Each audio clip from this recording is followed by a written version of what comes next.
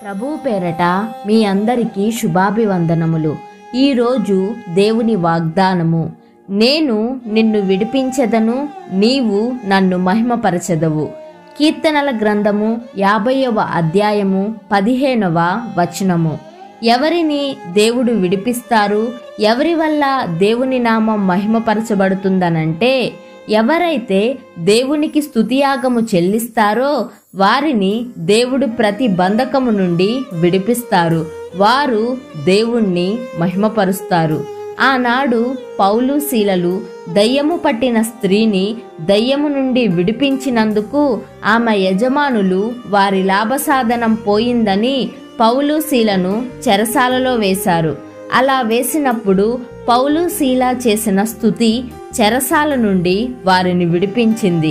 చెరసాల అధిపతి, అక్కడ ఉన్నవారు దేవుడి నామాన్ని మహిమపరచేలా ఆ స్తుతి మార్చింది. ఈరోజు నిష్కారణంగా నిన్ను ఇబ్బందుల్లోనికి ఎవరైనా నెట్టేశారేమో, చేయని తప్పును నీ మీద వేశారేమో. అయితే నువ్వు చేయవలసింది ఒక్కటే, దేవుడిని స్తుతించడం.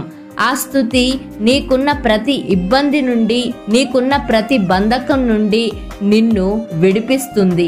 అలా నిన్ను విడిపించినప్పుడు దేవుణ్ణి నీ చుట్టూ ఉన్నవాళ్ళు దేవుణ్ణి మహిమపరచే విధంగా ఆ స్తుతి మారుస్తుంది.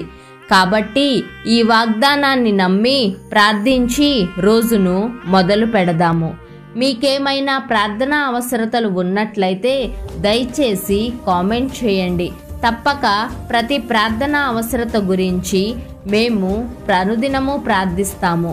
మీకు ఈ మాటలు ఆదరణకరంగా ఉన్నట్లయితే దయచేసి ఈ ఛానల్ని సబ్స్క్రైబ్ చేయండి, లైక్ చేయండి, షేర్ చేయండి.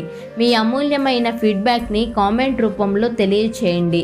తద్వారా యేసయ్య సత్య సువార్తను అనేక మందికి తెలియచేయడంలో మీరును పాలిభాగస్తులవుతారు.